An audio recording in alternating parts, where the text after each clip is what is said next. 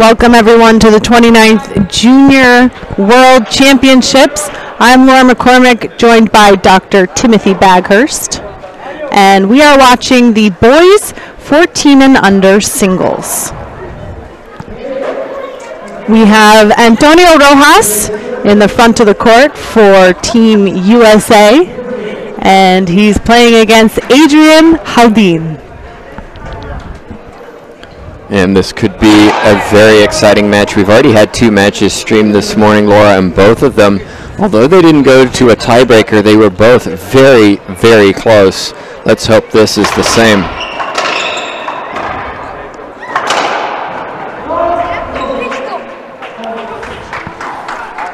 First point for Rojas, 1-0. Both of these players have been at the Junior World Championships for many years.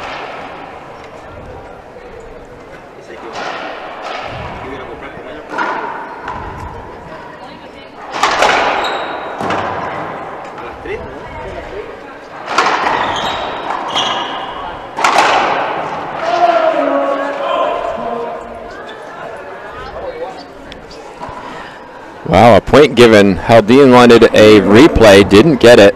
2 quick points for the American.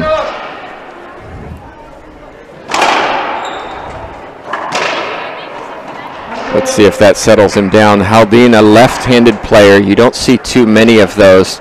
And so it can create a little bit of difference in your game style, for example, in where you serve, how much you hit on one side to the other. Let's see if it affects Rojas in any way.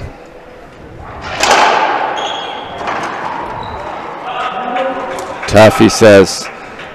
Handled that very well.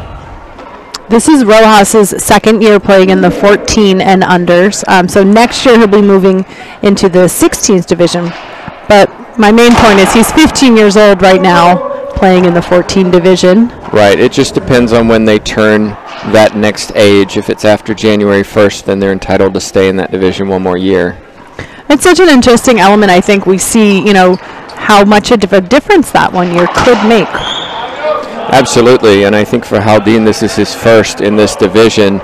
I first saw him a couple of years ago in the Dominican Republic in the 12s, if memory serves me, and he was up 10-1 in the tiebreaker and lost it 11-10. Oh, man. So he can play terrifically well, but he can also break down a little bit, and we'll see. Rojas there already very motivated, very animated, and we're only in the first 4 points. Yeah, a lot of self-talk. He came in fired up right now in the beginning of game 1. 4-0, Rojas leads.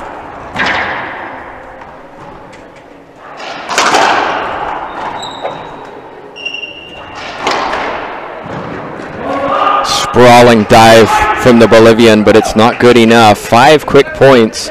Bolivia might want to take a timeout. Wow, Tim, it's like they can hear you down there. Jaldin calling a timeout. And Rojas leading 5-0. We'll go ahead and take a look back at one of the last points there. So he hit the side wall, hit the front wall, second bounce around the service box. And there's the fist pump from Rojas. He's really up for this match, you can tell. Yeah, Team USA coming out fired up right now against Bolivia. Well, you can see over on the right, Bolivia is talking. This is Miranda talking to Jaldin. Miranda is a player himself. And so that's one of the interesting things with Bolivia is they don't really seem to have a core group of coaches. It's often parents and players who are doing the coaching.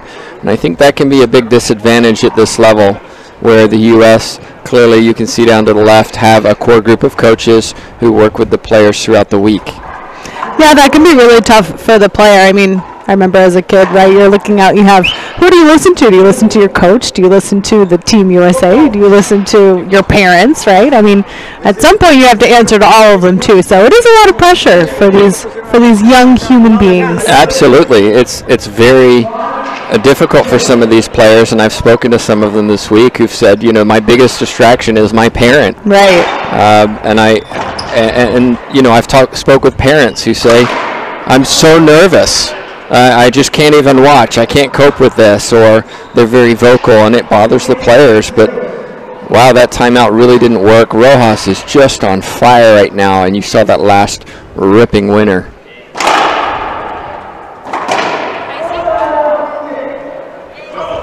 Another skip. He is just on top right now. What do you think Jaldin needs to do to kind of knock Rojas off his game a little bit? Well, you can see Rojas is much bigger and stronger than his opponent. And sometimes when you try to play their game, you're not going to beat them. If somebody's serving like that, what can you do? I mean, it's difficult for everybody. Yeah, I mean, at 14 years, 14, 15 years old, this is some powerful. Oh, sure, he'd beat many adults. There's no doubt about it. And you're hitting ace serves. I mean, it's just, he's playing perfectly right now. So if I'm Jaldin, I'm going to slow this match down because Rojas is just in the zone. We've got to get him out of the zone, and that means time. That's why teams take timeouts in basketball, for example. Change the momentum. Yeah, and that was one thing that hadn't worked for Jaldin. I mean, yes, we give him effort for trying, but here he gets a side out. Let's see if he can put some points on the board. It's 0-9 in game one. Only been playing 7 minutes. Very fast game one. And like you said, there are a lot of aces and a lot of power from Rojas. Wow, that's just terrific. Jaldin running over to his right side to hit it with his forehand. So if I'm playing him, I realize, okay, he's more comfortable hitting that forehand. Maybe I need to focus the majority of my shots to his backhand where he feels weaker. It's just a tell that he's more comfortable doing that. 9-0.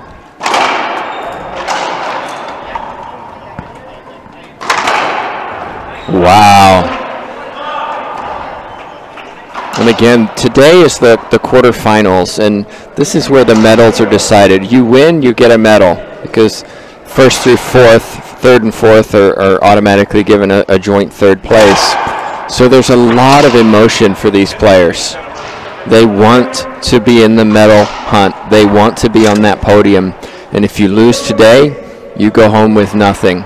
Of course, you go home with the memories and all the camaraderie and the opportunity to represent your country. But in terms of medals, you're empty-handed. That's right. Court hinder, replay. Also note that there is a team event. There's a team dynamic to this. These players gain points for their country, and there's a total team win. That's, oh my goodness. I mean, we're just watching highlight reel. I mean, Rojas is playing like he's older than 15, really. I mean, he's just playing. You can see he has so much experience and confidence out there for such a young guy. I love it. I think it's incredible. I mean, it's kind of leaving us a little bit speechless here. Second serve, 10-0.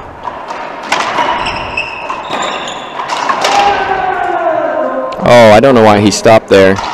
I mean, he stopped because it was a replay, but there didn't seem to be the need to call it. They were continuing without really asking for anything, but it doesn't matter. We continue.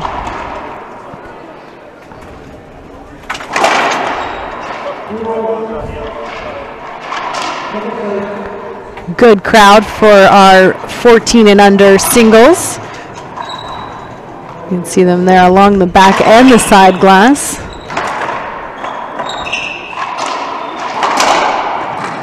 Great pickup.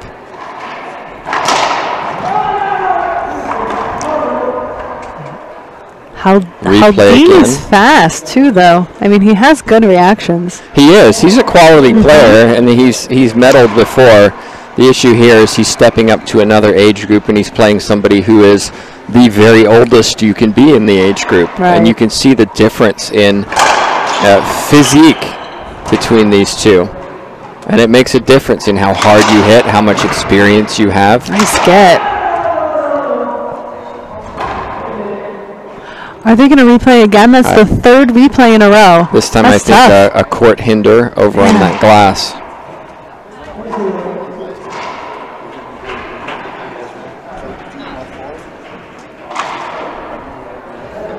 Just a reminder, if you're interested in the draws, you can visit internationalracquetball.com. Go to events and live events, and you can see who's playing who, as well as results that have already occurred.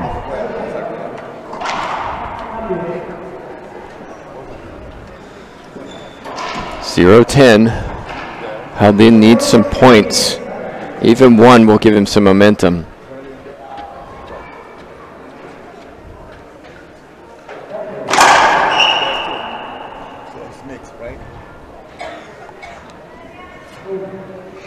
Second serve for Jaldin.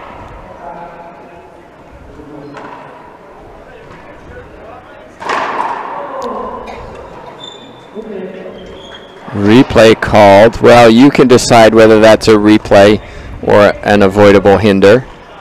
Rojas not too happy with it. You could debate it. I don't know if you can actually decide. That's true. There's only one person who can decide that, and that's our head official for this match from Argentina. Oh, Rojas. Timeout from Antonio Rojas. And so why are we taking a timeout when you're up 10-0? Because we've had some change in momentum. Things have started to get sticky. He was racing ahead with this lead. Yeah. Now it started to become side out issue. Replay issue too. And so we're going to stop. We're just going to refocus, find that momentum that we had, find that animation that we had at the beginning of the match, and try to get that back so that we can continue finding that sweet spot where you're playing your best. Yeah, I think that's really smart from Rojas. I mean, it shows some of his mental maturity. We've witnessed some of his physical maturity, right? I mean, he's like kind of dominating out here in terms of power. He's been serving up aces. He's physically larger than his opponent, Jaldin. But it's good to see that mental maturity as well. And of course, props to the Team USA coaching. I'm sure they may have hinted at taking a timeout there. It's the value of having coaches. It is. Who can provide some suggestions. You know, sometimes we see players ignore their coaches in terms of timeouts, things like that. But it's the value of having that alternate view of, hey, this is what I see that's going on in the court. And it's really up to the player to decide, is this something I want to do or not? And in most cases they do, because the coach has a lot more experience than they do.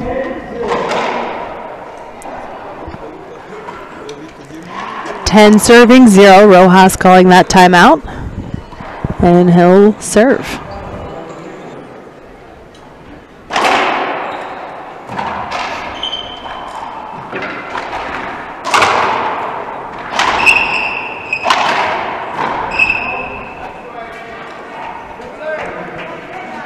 Jaldin maybe just not low enough and ready on that pinch. 11-0 Rojas.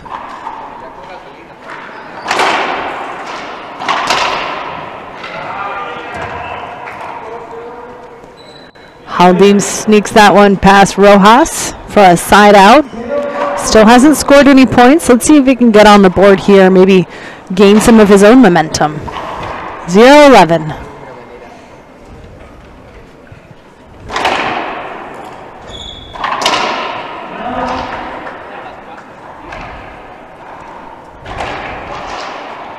No points there. Rojas gets the side out. Again, it's been very sticky, hasn't it? We've been here a little while. Rojas raced to that 9-0 lead, and it's slowed down.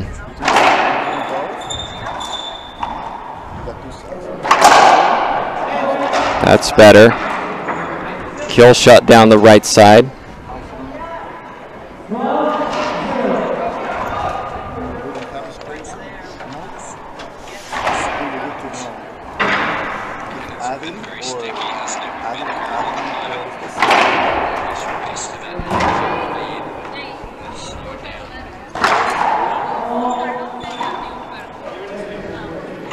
So 0-12.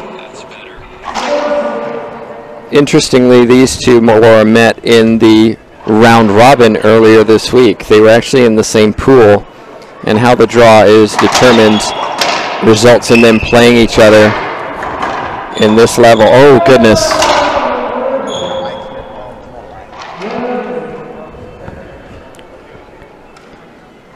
I'm not quite sure what our official said.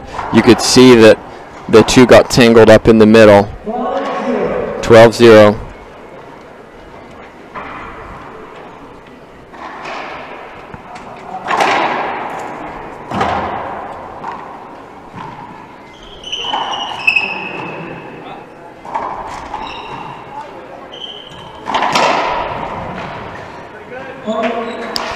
So when these two played each other earlier in the week in the round robin, it was Rojas who won 15-13, 15-6.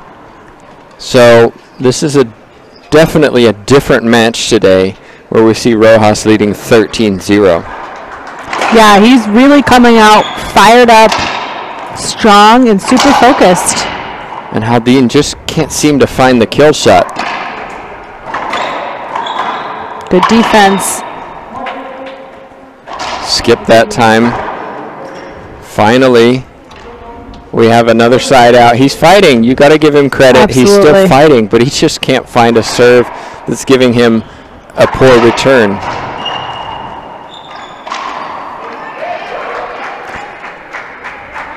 Guess what?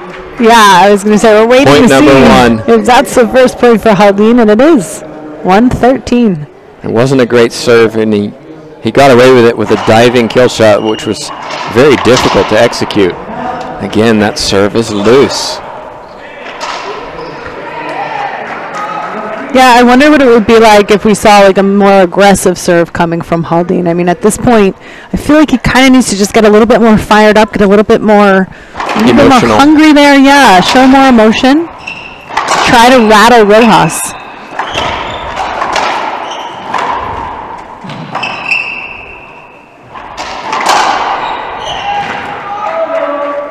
But then in the same instance, these two played each other 2-3 days ago. And so that could be in their mind too, in terms of, you know, Rojas knowing I beat this person in 2, I can be confident, I know how to beat this person. Jaldin, oh my goodness, I had a horrible time, I didn't play great, he's so good. And that can translate mentally into a different score line. So true.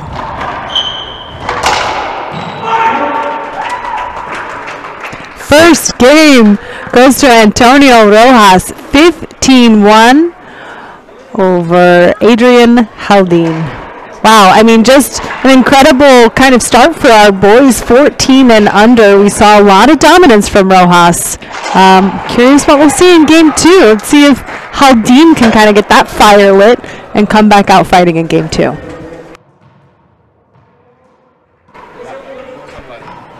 All right, we're back in the IRF Junior World Championship. This is game 2 of our boys 14 and under singles. We have lots more matches coming up.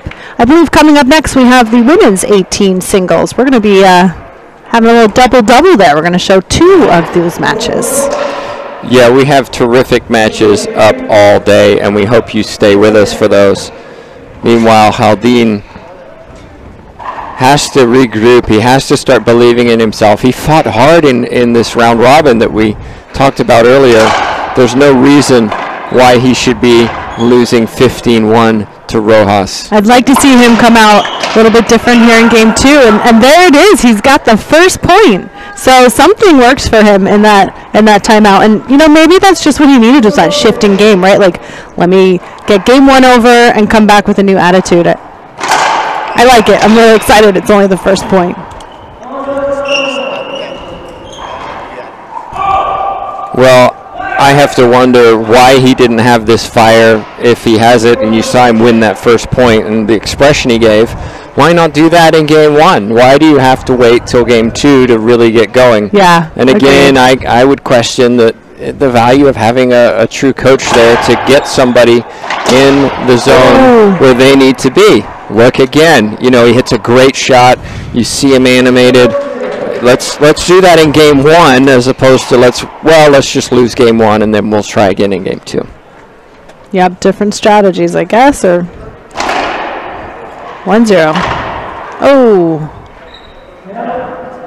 Side out called. Avoidable hinder called. You saw Jaldin, he got hit on the back of his leg. Oh, and he's going to call a timeout. Well, he doesn't actually have to take a timeout here.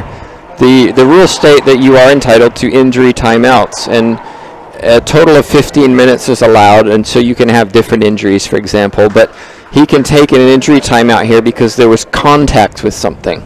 I saw earlier in the week somebody had a strained shoulder, for example, and wanted an injury timeout. Well, that's no contact with the wall, no contact with another player or the floor. So no, you don't get an injury timeout. You can have a timeout, but you're not allowed to use any of that 15 minutes. Looks like the referee is kind of checking it out, checking on Jaldin. Ooh. Looks like he's doing all right. Let's take a look here. The first point, Jaldin winning here in the replay. Wow, what a great get. He kind of framed it, but it doesn't matter. As long as you get your racket on it, you've got a chance. If you just stand upright and watch it, nothing good comes from it. So terrific effort from him.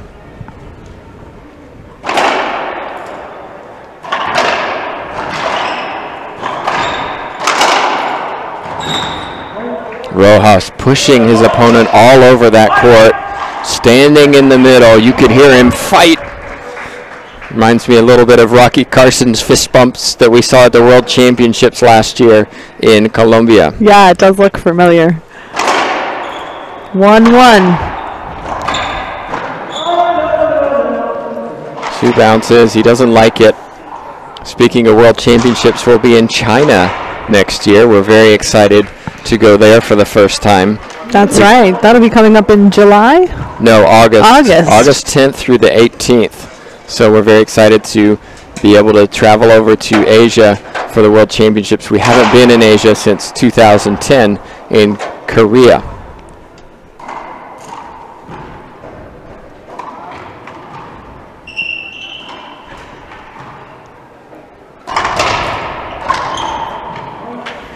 Well, Jaldin broke first. Who was going to not hit a ceiling ball there? He didn't do it well at all. Rojas shows him how it should be done. 3 serving 1.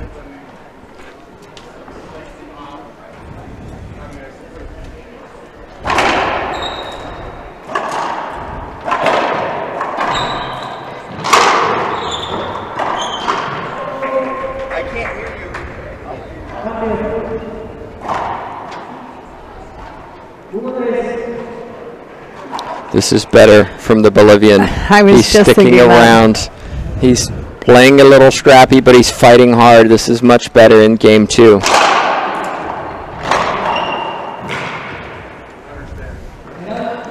Again, he's not as powerful. We know that. He's not as powerful as Rojas, and so the drive serve, unless it's inch perfect, is something Rojas is able to get over to because it's a little slower.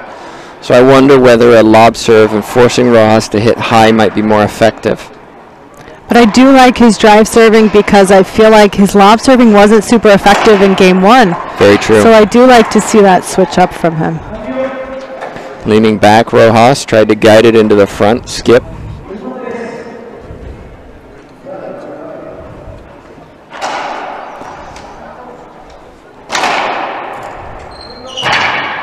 Here's a good Z serve.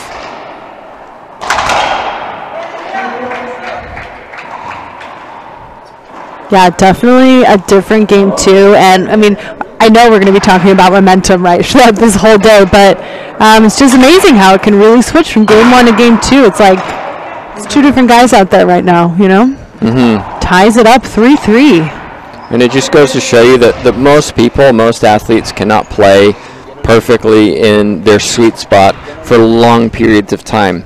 And so if you're facing somebody who's just playing unbelievably well, try and find ways to slow everything down.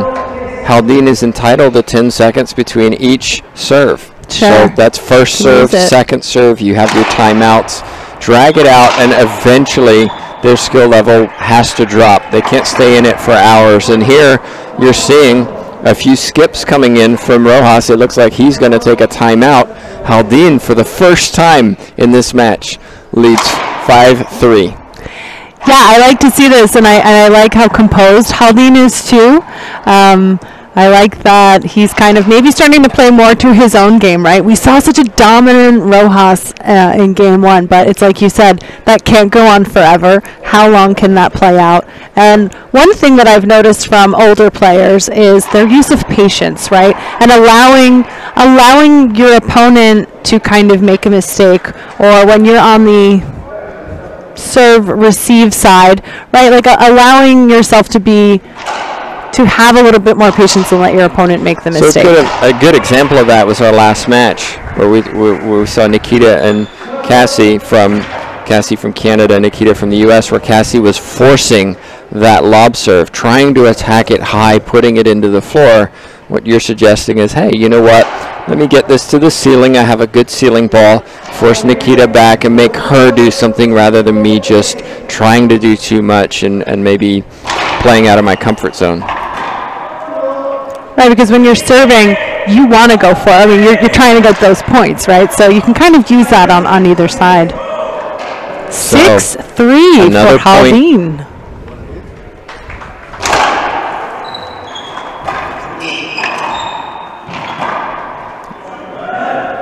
Switch up in the serve. Rojas talking to himself. Let's go, he says. Yeah, he's been very animated all match. I do feel like there's just, another difference between these two players too. We're also going to see his older brother competing in the last match we have streamed this evening. That's going to be boys 18 doubles, Mexico, USA. I can't wait. That's Franco and Portillo against Rojas and Lee. Oh yeah, that'll be a good match. I can't wait. It's going to be great. And the reason these two are facing each other so early is because Mexico forfeited one of their round-robin matches, which was a little bit dramatic. They didn't make it to their court on time, and so they forfeited against Guatemala, lost the top seed, which is why we're seeing them in the quarterfinals.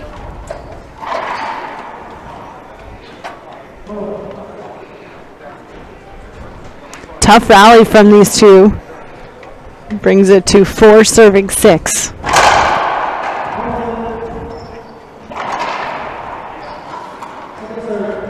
Second serve for Rojas.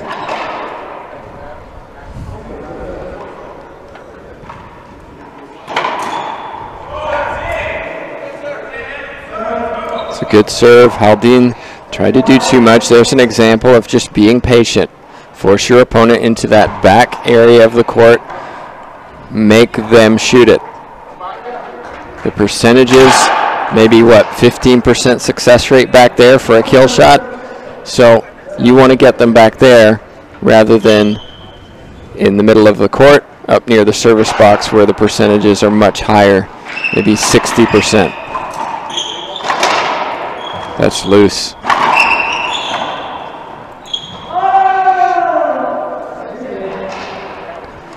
Well, Rojas wants to know why. Yeah, a little bit of a late call from the ref. Yeah. All right, so it looks like they will replay it. It's 5 serving 6.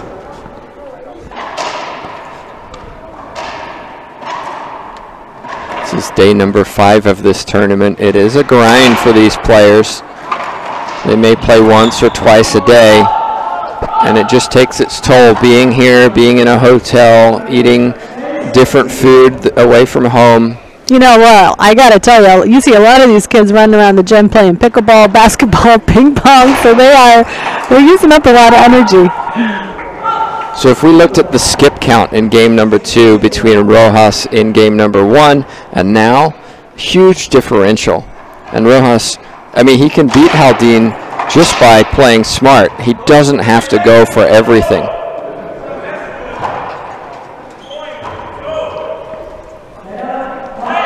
A lot of talking out there from Rojas. 5 serving 7. He is and always has been quite an emotional player.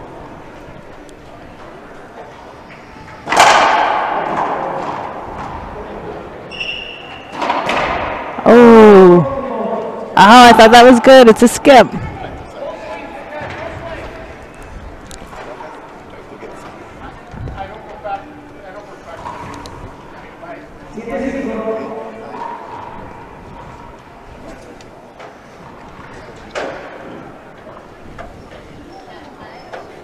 7-5. Excellent Z serve.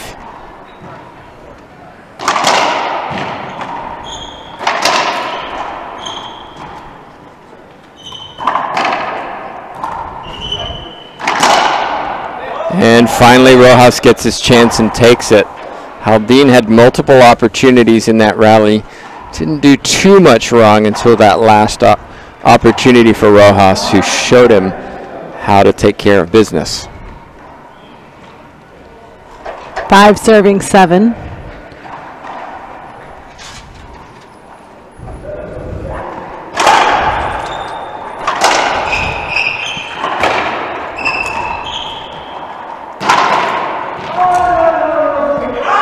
Another skip off the racket of the American. You can see he's talking to himself. He's frustrated. This is what the Bolivian wants. Yeah. Right? He wants this kind of up and down from the American. He's changed the momentum in this match, and we really have a good second game. And like you said, we're seeing a lot more mistakes in game 2. Rojas with some more skips where he was dominating in game 1. 8 serving 5, Jaldin leading. Sticking with Z serves, whether it be drive or lob. I think Jaldin wanted an encroachment, which is that dotted line you see. Players cannot have any part of their body or racket cross it unless the ball bounces. And so he thought that Rojas crossed that before the ball actually bounced. You know, it's interesting to note, this is the first round of the event in the quarterfinals where they can have lines judges, right? And the players can call appeals. We've seen lines judges, I believe, at least in 2 or 3 of the matches that we've watched today, or 1 or 2. Maybe we haven't, but I was told by some of the coaches that this is when normally they just automatically, you know, ask for those line judges. We haven't seen any appeals. We haven't seen anything like that, so just feels like, you know, something missing. We see it a lot in the adult worlds and the Pan Ams. There's a lot of appeals, and that could have been an opportunity then, maybe my main point for Jaldin. You know, if he did want that encroachment, that would have been a point where he could have. Absolutely. I think also, though, wow, terrific get, Jaldin. That'll be a replay off the sidewall. Look at Rojas. Look at his head. See how he's got his head down. His shoulders are a bit slumped. I'd like to see him standing more upright, feeling more positive, acting more positive to his opponent. You have to convince yourself and your opponent that you're here to compete.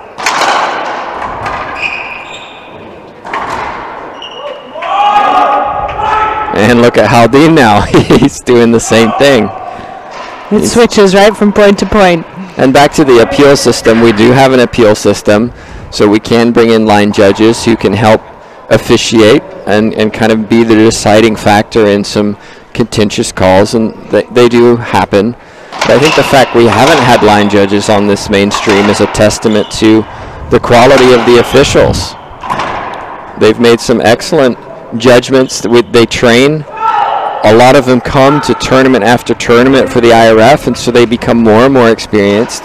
They develop relationships with the coaches and players who know them, and so it creates this environment.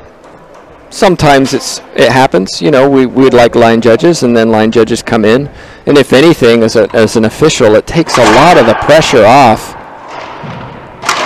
because you don't have to be perfect every time. You have a second and third pair of eyes. Jaldin giving everything in this match, such effort. Right now, though, it's still 5-8. Yeah, these guys have been stuck here now. So different from game 1. So tough. We're seeing a lot of shifts with body language, mental, and it's like we jinxed it. I jinxed it, and Rojas scores a point. 6-8.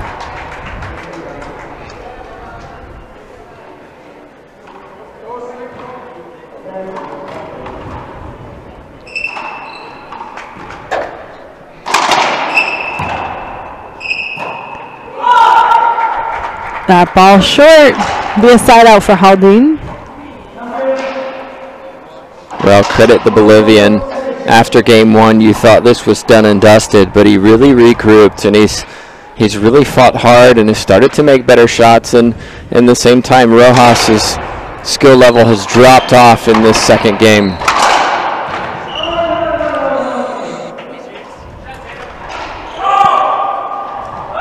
I really feel like Rojas is much more comfortable on his forehand right now, being a lot more aggressive. Let's see what serve comes up. It's a lob serve to the backhand.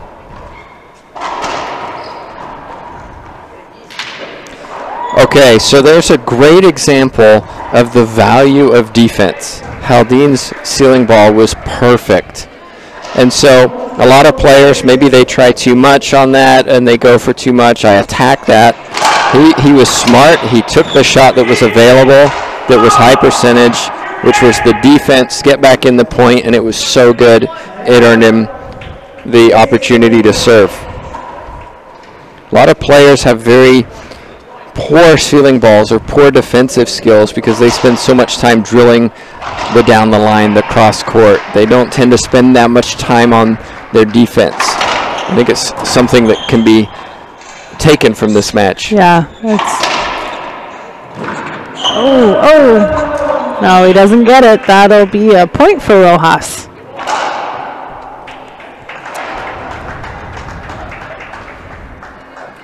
Seven serving 8.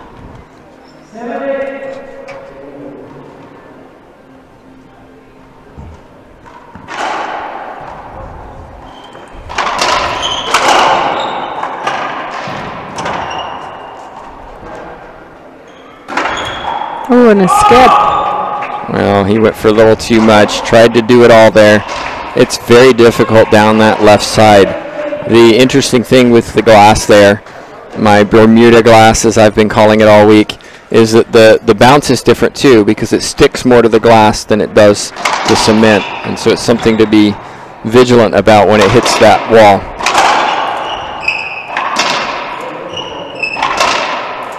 Ball's high. And punished. Yeah, leave that ball up and Jaldin could put it away. All tied. Tied up, yeah, 8-8 in game 2.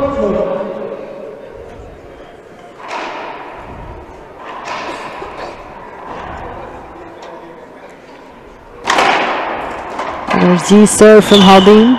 Great pickup.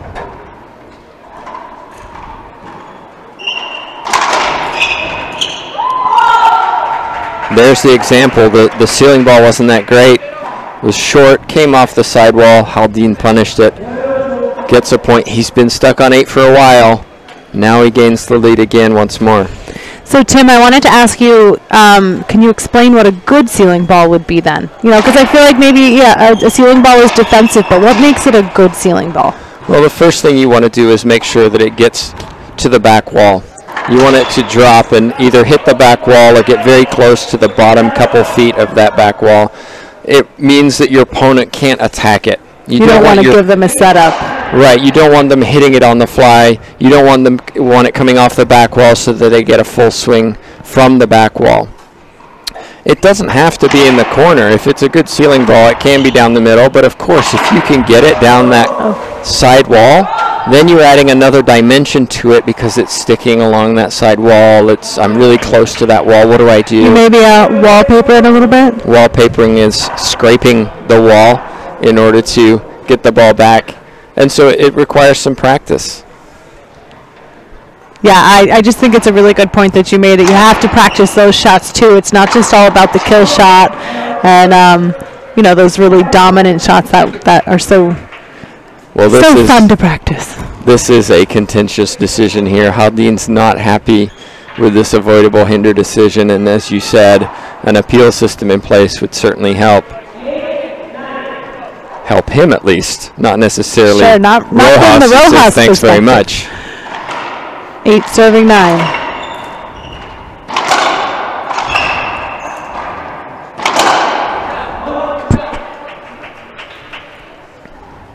Fist pump from the American. 9-9. A good, competitive, tough game, too.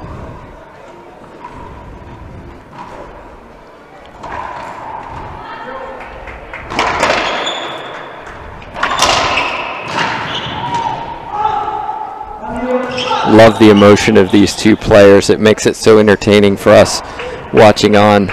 I'm sure all those around representing the United States and Bolivia aren't so entertained. They want a victory for their team, irrespective of how entertaining or boring it might be. It's more of a nail biter for them. Absolutely. Beautiful splat on the backhand side by Rojas. Let's go, he says. Such a long second game compared to game one. 9-9 in game two.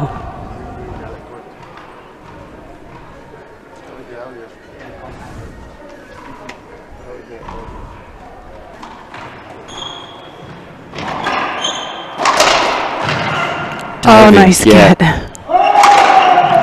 Oh, no. Oh, man. So in this situation, he calls an avoidable for Jaldin, and Jaldin was just playing through it.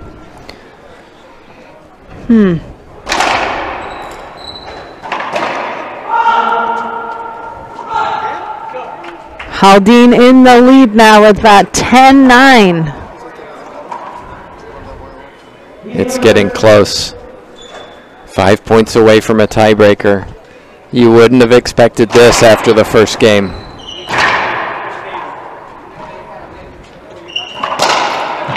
Clean hitting from Jaldin. Let's see if he can finish. Rojas.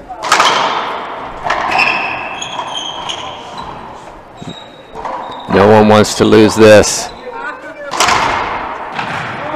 Oh, Jaldin, does he get it? Two bounces, side out. Rojas steps in the service box. Looks like he's signaling for a timeout. We could take a look back. It looks like those two bounces. Let's see if we can see it. Oh, I don't know. I don't know. It looked like it caught his frame. Well, you can decide whether it was two bounces or not. What a great angle we had on that. Hope you appreciate the efforts we're doing at the International Racquetball Federation to provide you with this entertainment. A reminder, we're going to be here all day today, tomorrow, and Saturday. So much racquetball. There's singles, there's doubles, there's boys, there's girls, ranging from 10 and under all the way to 18 and under. And just a reminder, coming up after this match, women's 18 singles, Gabby Martinez, silver medalist at the World Championships, defending yet another junior title. I don't think she's ever lost here at the World Juniors, against Alexis Iwasa from Canada. Then sticking with women's 18s, Holly Scott of the United States against Stephanie Barrios from Bolivia. Interesting fact about her, she's playing 16s and 18s. Really? Because you're allowed to play up. So she's actually playing 2 years above her age group, and we saw her at the Pan Am's participating. She just can't get enough, huh? She's playing juniors, 2 divisions, adults. Boys 18s, Gerardo Franco, Andres Montero, the lefty from Costa Rica. Franco, of course, from Mexico. Then women's 16 doubles, USA against Ecuador. Women's 18 doubles, USA against Ecuador. Oh no, excuse me, they put that on there twice. That's the remix. Boys 16 doubles, Mexico, USA. Boys 18 doubles, Mexico, USA. Skip for Jaldin and a point for Rojas coming out of that timeout. Ties it back up, 10-10.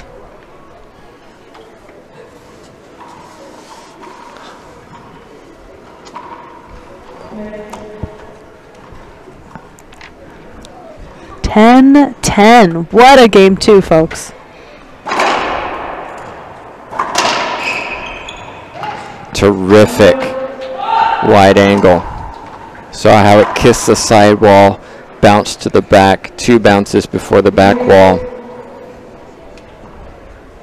15-1, Rojas won the first, was cruising, playing flat out amazing. Jaldin found something. It was a Z serve, but that one was poor. It was very short, cut across the middle. Rojas punished it.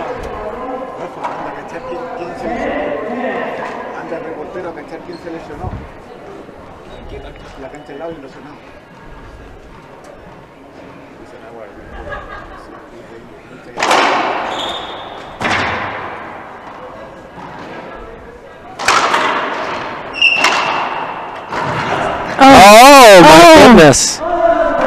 Jaldin called that one.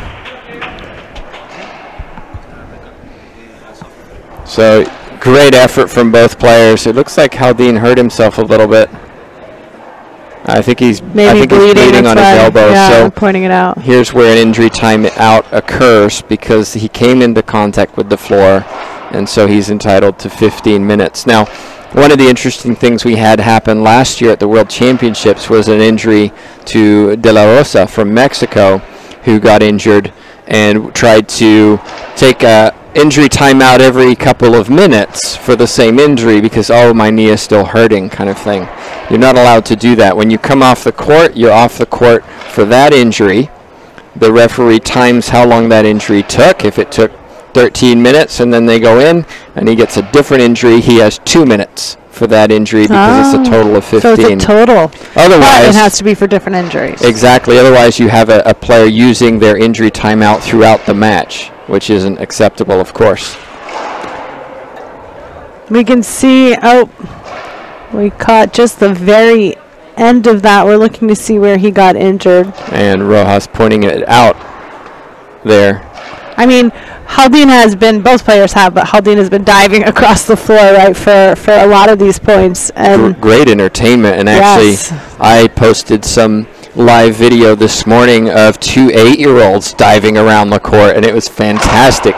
You can catch that on our Facebook page, of course, where it's still there. And hope you've enjoyed all the coverage we've provided this week. We've seen so many great matches and countries as far away as Korea and Ireland, and we appreciate their participation here in Minneapolis, Minnesota. That's right. We do have 12 different countries participating, representing 5 continents, if you're counting 7, because you were schooled in the USA. There's been some debate over how many continents there are.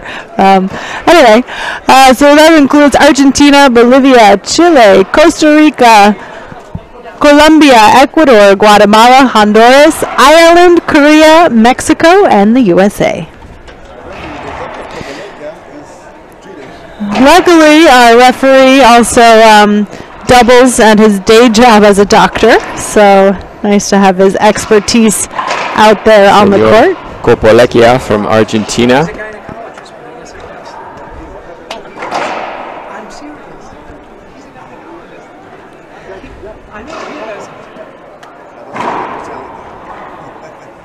Yeah, it does look like they're going to take a little bit more time there. So, Laura, you've been to the Junior World Championships a couple of times. How is it different, given that you've also been to the Pan Ams and the Worlds and many other racquetball events? Well, what is it about the juniors that makes it really special? Because it's my favorite tournament to just see so many enthusiastic kids loving this sport. What? It's my favorite, too, because there's just a different energy. And I feel like there's a little bit more joy, there's always excitement because these guys are playing for their team, on any level. But to really see the family dynamic, I think having the parents here, right? I could go either way on having parents here. Agreed. No question. Just kidding. But I love seeing the family dynamic. You don't see that so much in the adults. You see the team, and you see the camaraderie, and you see the friendships, and I love that. And then you throw in family, and it's nice. You have parents, grandparents, brothers and sisters, cousins. It's a different vibe. Plus, I have to say, the energy of these kids is just incredible. I can't believe that they have the energy to run around and play all these other sports. And they're very emotional, too. And we've seen a lot of emotion in game number 2. And we have currently Rojas taking the lead 11-10.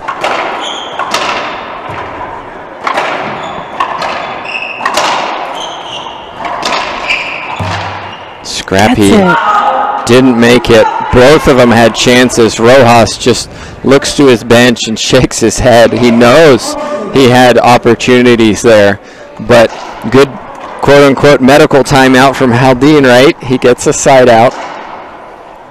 10 serving 11. We get a second serve. Sticking with that Z serve. See what he comes up with for a second serve.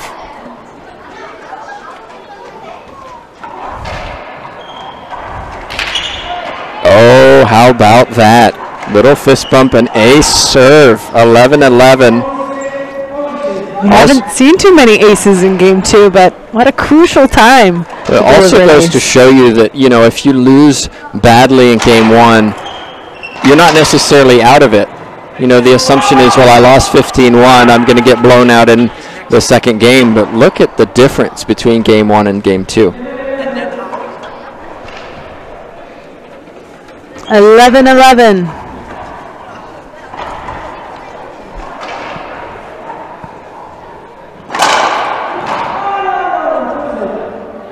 Short serve.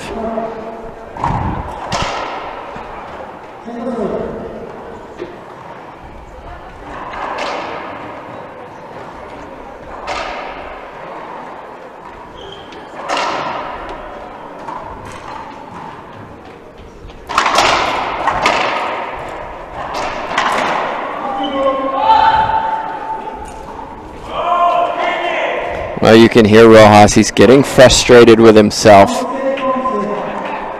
Let's go hit it, he says. 11-11.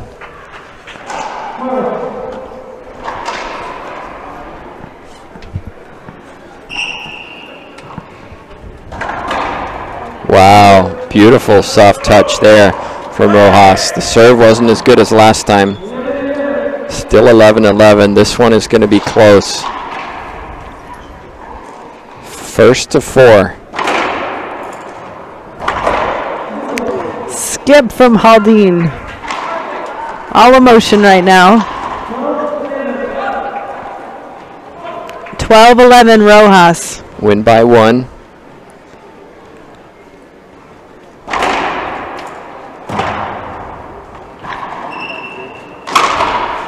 And a skip.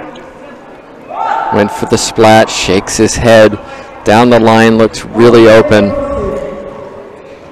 11-12.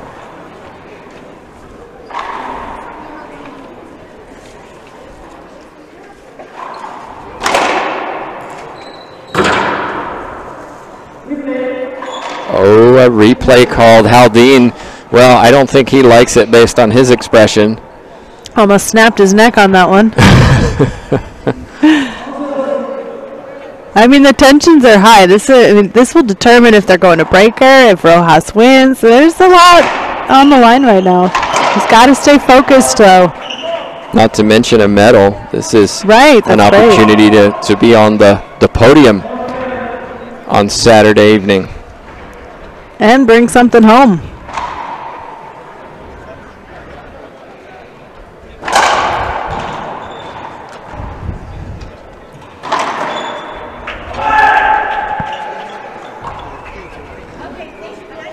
So 13-11, I'd like to see, oh, there he did it. A timeout, Bolivia, trying to change this momentum. He's been fighting hard, but Rojas now finds himself 2 points away from this match. Just a reminder that coming up after this, women's 18 singles, Ana Gabriela Martinez from Guatemala against Alexis Iwasa from Canada. Yeah, it's fun to watch Martinez play. We've seen her in the adult divisions. We've also seen her in the juniors. And she has an incredible amount of medals. Talk about bringing medals home. She'll be here defending a medal. Is that right? Yeah, that's right. And I think this is the first year that she stepped up to the 18s because she was competing in the 16s last year. It's funny, just because I've seen her at the Pan Ams and the Worlds, so you think she's almost out of the 18s, but she's just stepping into it. Wow. She's got at least one more year, if not 2 after this. And one of the interesting things, I did a live stream yesterday where I walked around the courts and talked to people, and I got a chance to talk to her. And she told me how she loves this tournament the most because she gets to hang out with her friends and things. But we reminisced. I first met her in 2012 at the Dominican Republic for the World Championships, where she was 12 competing in the adult division. Wow. Talk about experience. It'll be It'll be interesting to watch her in the match coming up next. These guys are not over yet. Wow. Rojas a little lucky. A corner shot, so it hit the front wall, side wall, and died. Here is match point number 1. Jaldin needs to compose himself. He's not out of this. Absolutely.